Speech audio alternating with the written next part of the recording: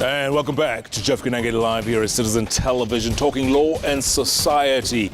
Oh, someone once said the law is an ass. I wonder what they meant by that, Eric Theory, president of the LSA. What do they mean by that? No, it's a long story, but the long and short of it is that the ass, I mean, in terms of the donkey, yes, is a very useful animal. But of course, it also kicks you. So you can't discard it just because it has kicked you, because you know you need it to carry the heavy load for you. Yeah, so it has both of its sides. The good and bad. The good and bad. I get it. Yes. Okay, before the break, Eric, we were talking about Wafula, who stole a chicken, who was sentenced to 20 years and is rotting in jail. Yet our politicians are getting their cases dropped left, right, and center. I mean, come on. Where's the justice? Jeff, if you look at, for example, the report that the DPP prepares, you will see that they do drop quite a number of cases. But for me, the question is extremely important in this respect, that if you look at the numbers of people who have been convicted in our prisons, more than half of those people are serving a jail term that is less than 3 years. So in essence, those are petty offenders. Chances are that they didn't have an advocate. And an advocate in that system is a quality check mechanism, because what an advocate does is to test the evidence that is being presented by the prosecution to ensure that it discloses nothing else than the guilt of the person who is before the court. So what does that tell you of our justice system? That we have probably a lot of people in jail who ought not to be in jail. And the net effect of this is that, and a majority of them are usually the younger people, is that you now end up wasting your productive years in jail when you ought not to have been there. And you come back having come from a criminal academy, and you become an even more notorious criminal as a result of the orientation that you have undergone in the prison. And that, for me, is the tragedy that we are witnessing with the numbers before the court, and what is now coming out, that in terms of our investigations, most of them, or some of them, or a significant portion of it, is driven by malice or other ulterior considerations other than the purpose for which law and criminal law has been enacted, which is to prevent crime and eventually, for those that have been caught, for rehabilitation. Yeah. So for the LSK, on your part, what do you do about that? Or for these people who have been jailed unlawfully, if you will, for lack of a better word? We have had these discussions whenever we have, the criminal bar benches, whenever we sit at, because I sit at NCAJ, we've had these discussions, and we've been telling the judiciary there is a need first to reduce the numbers that are in prison currently by using alternative sentencing methods.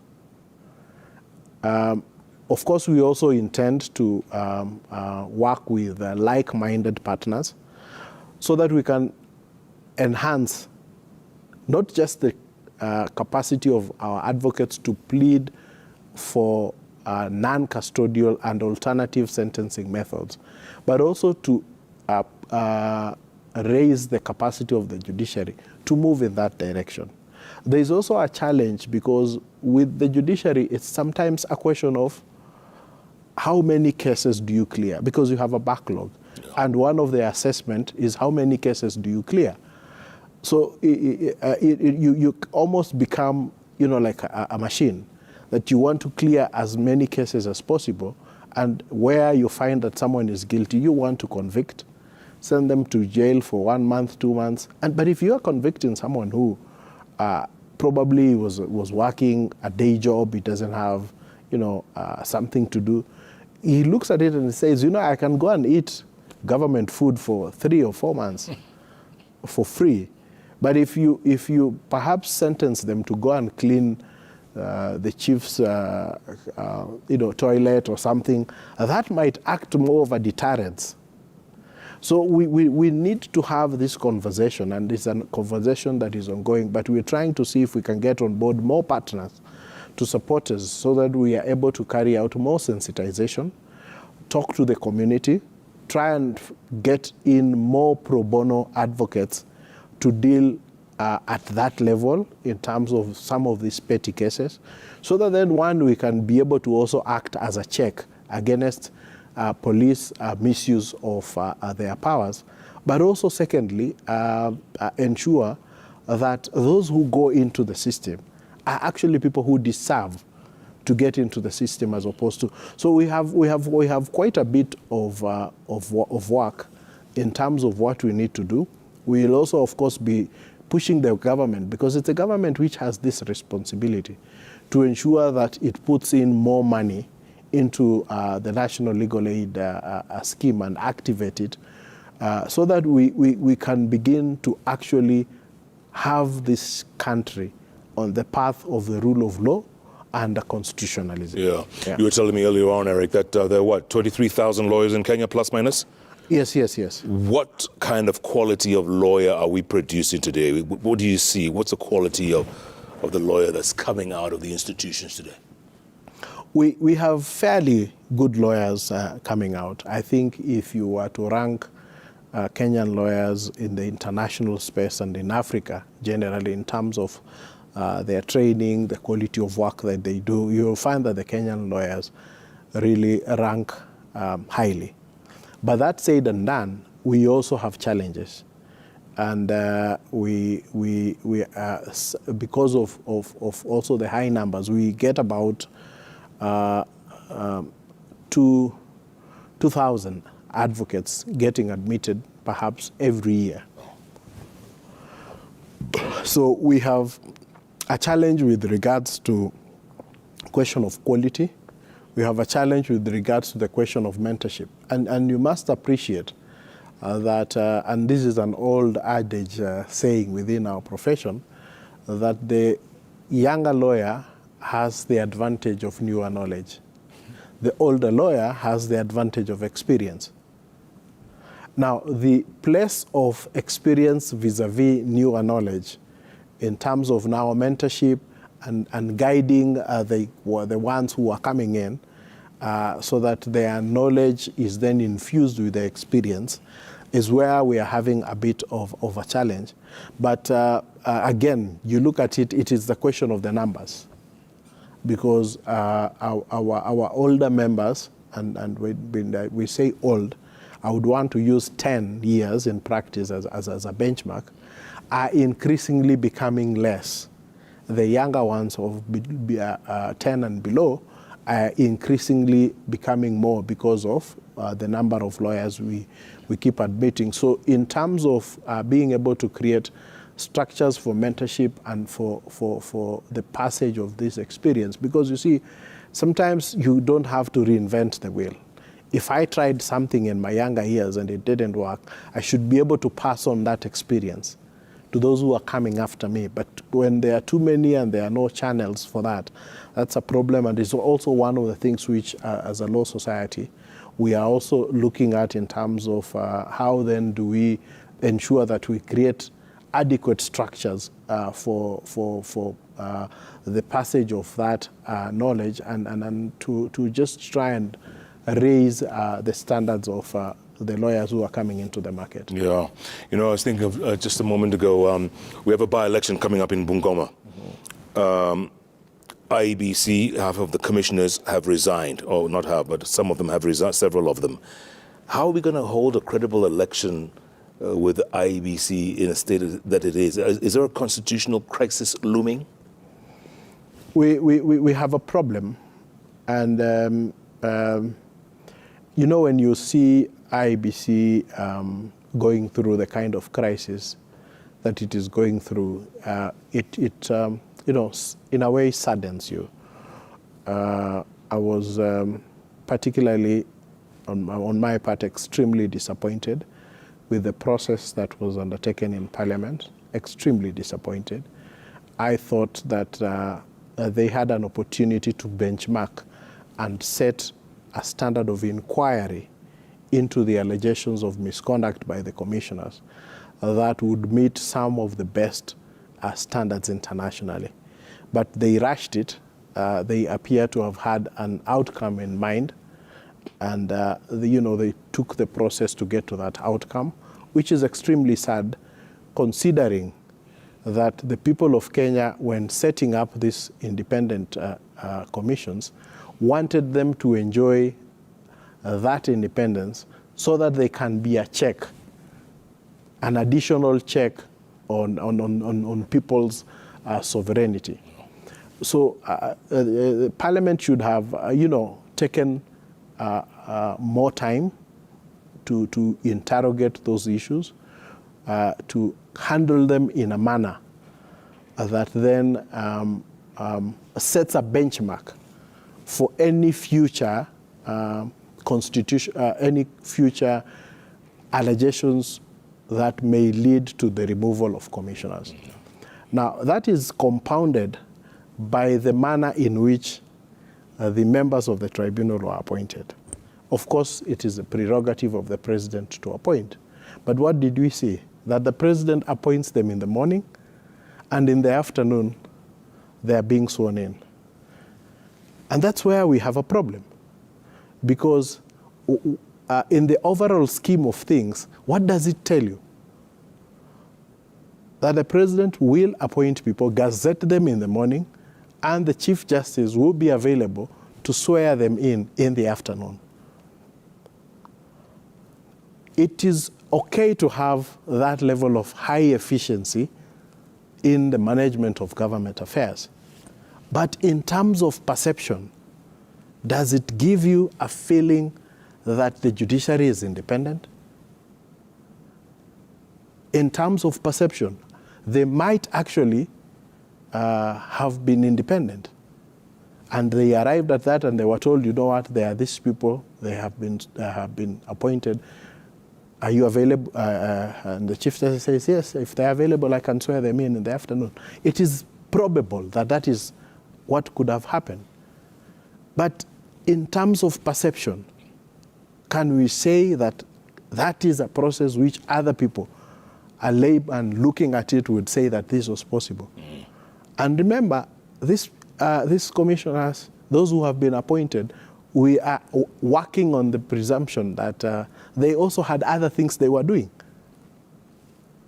So they woke up in the morning and they found there was a gazette notice, or probably they were consulted, are you available for this appointment? And they said yes. So they may have known about it.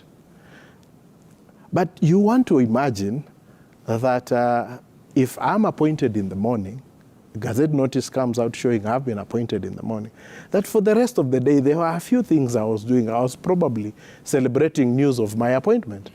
So how do I become immediately available for swearing?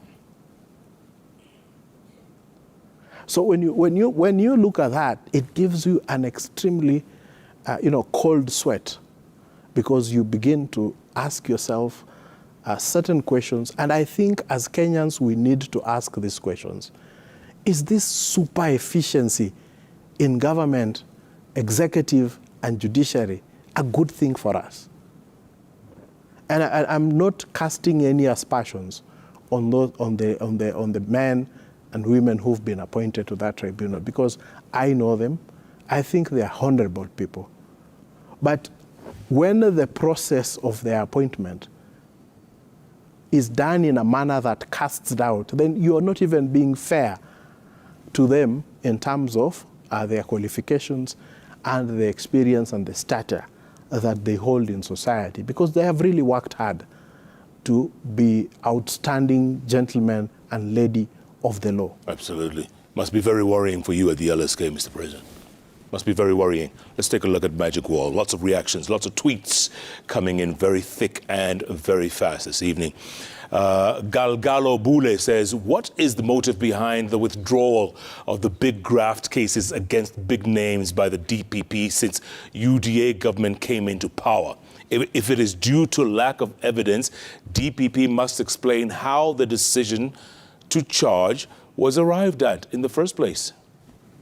Agree? I agree. Entirely, I agree. Jimmy says, Mr. Theory, you are saying that DPP showed some documents whereby he had directed DCI to cover some points, but failed to do so. That is one side of the story. Did you listen to the other side, the DCI, in order to update with the truth? Very interesting question, but I mean, at the end of the day, there are certain things where you are able to evaluate.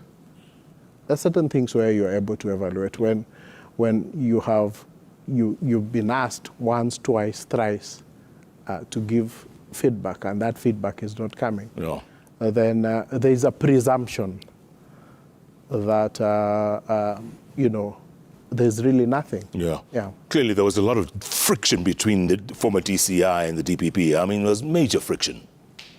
Yeah, I mean, this is the only country where you have the house of the DPP being invaded by thugs who apparently came in and didn't steal anything of value. It's something that should worry someone, especially when you look at the things that happened to, for example, some of the IEBC officials. You see a pattern. Yeah, be afraid. Be very afraid. Kipto Ruto says, it is not good to only question the reasons why cases are being dropped. It is also essential to check on the genesis of these cases. Are both sides genuine? If not, will the judiciary also take the blame? We all know that all arms of government depend on each other. And that's why we're saying there's a weak spot somewhere. There's a weak link somewhere. And the strength of the chain of justice is as weak as its weakest link. Mm-hmm.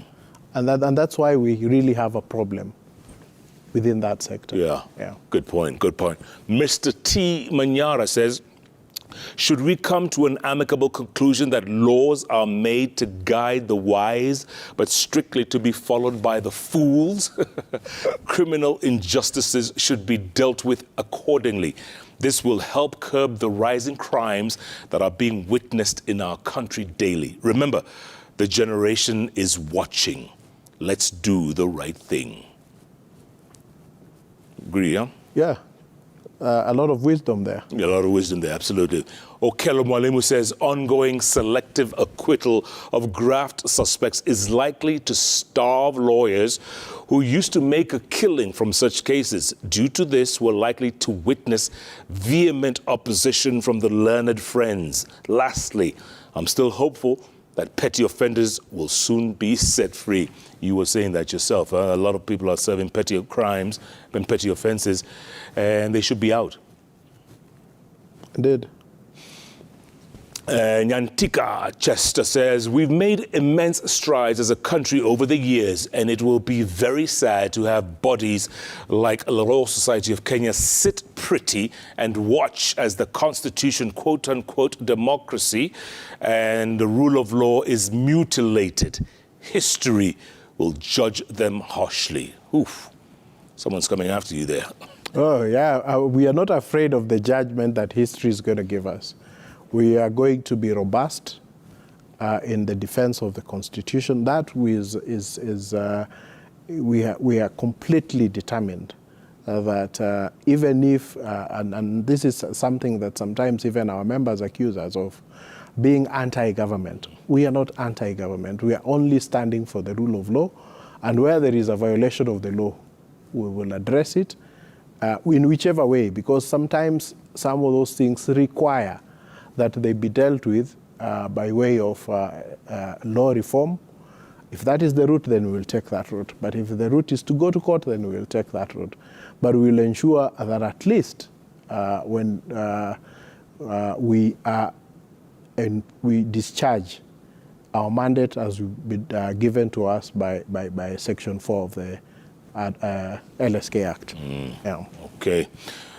On the GEM MC1, okay, it says, please ask the president if at all the Hustler Fund is constitutional. Tell Kenyans the truth. The Hustler Fund is one which really requires a lot of discussion around it. You get the sense that quite a few corners have been cut to ensure that we get to the rollout of the funds. Yeah.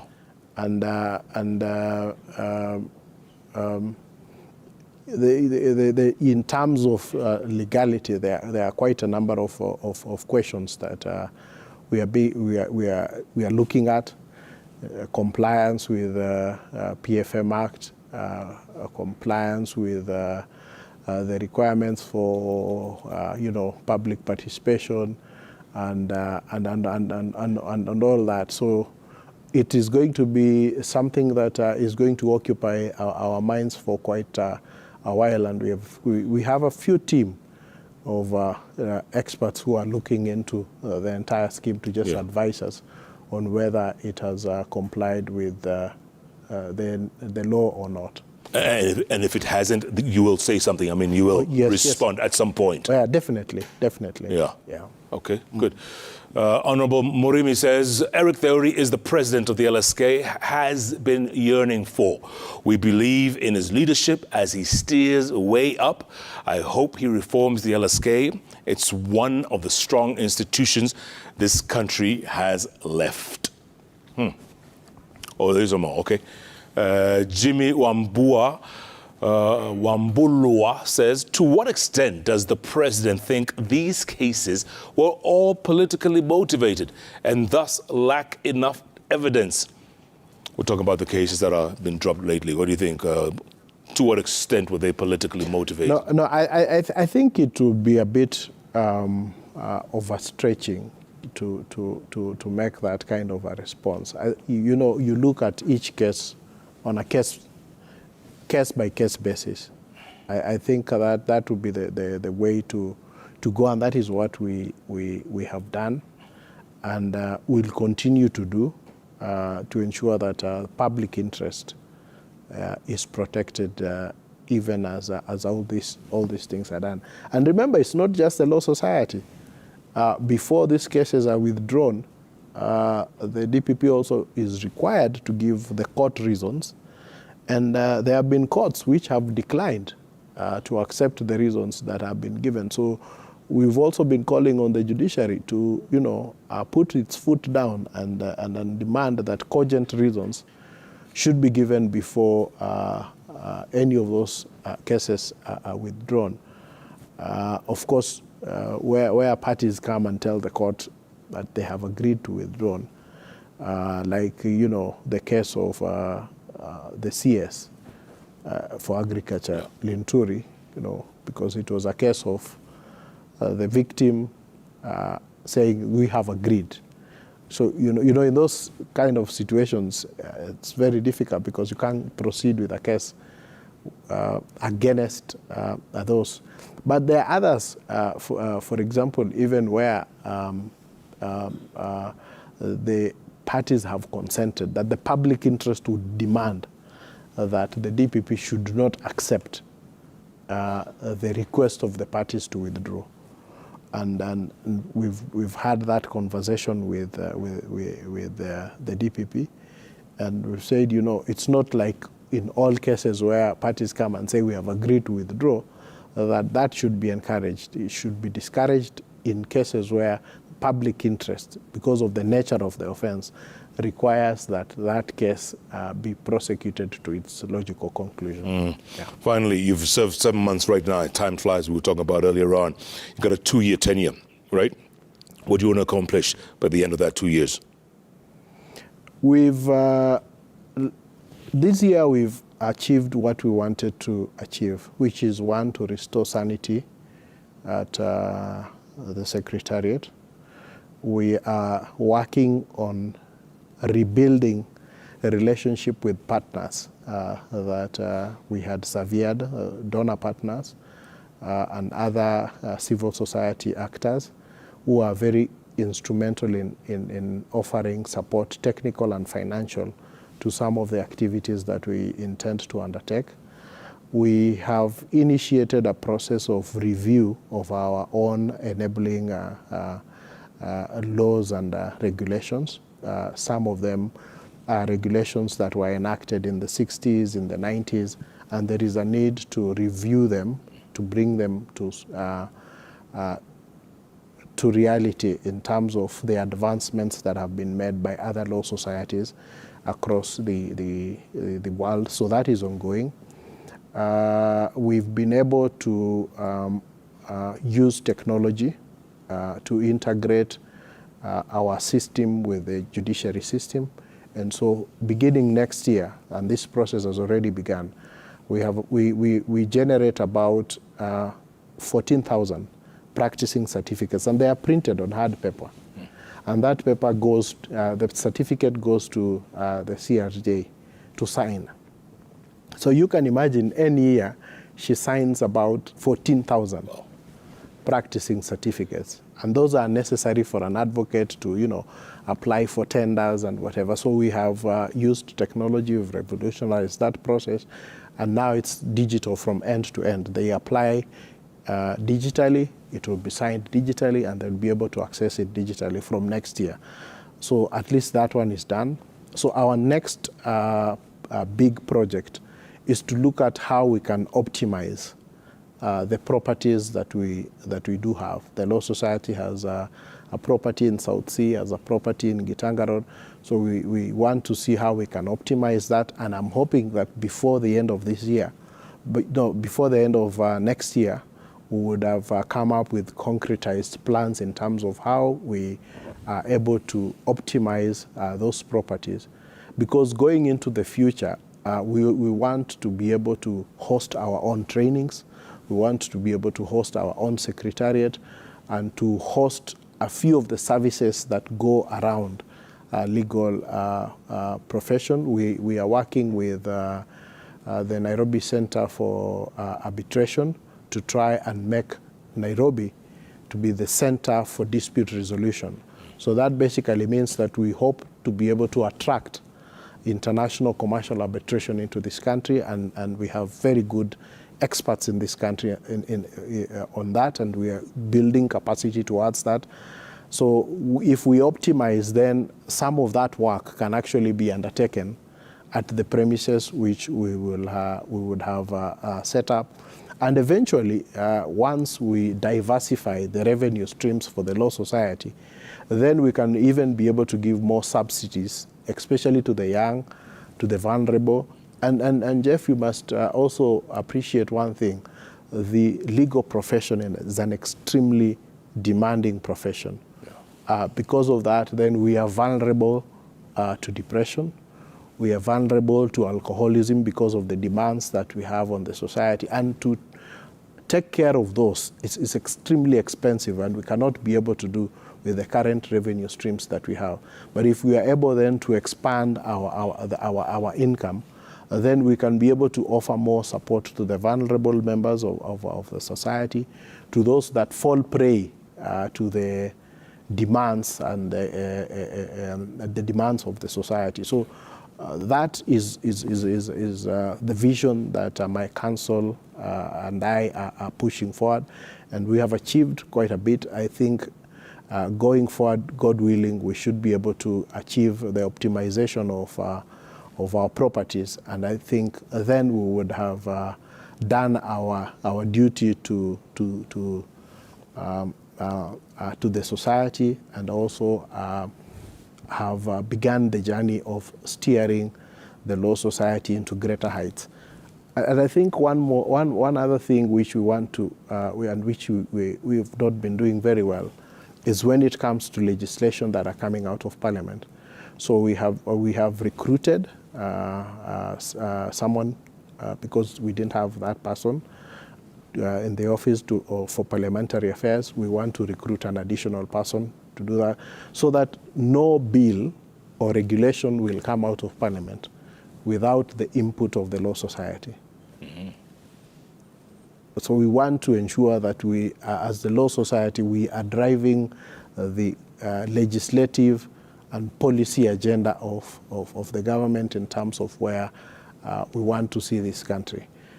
We believe that if we are able to do that, then we will make the Law Society extremely influential in terms of determining policy, taxation, and where this country is going to go. And so you're going to see a lot of engagement from the Law Society on some of those things, and contemporary topics like climate change, which are things which we are looking at to ensure that as a country, because one thing that we know is that if the country develops economically, then the lawyers who are the engineers of commerce and trade will get to benefit. So we are looking at all that, and we will be working with the government, we'll be working with the civil society and the donor community to ensure that we are able to deliver on that mandate. All right. Eric Theory, thank you so much for your time and your input. Really appreciate it.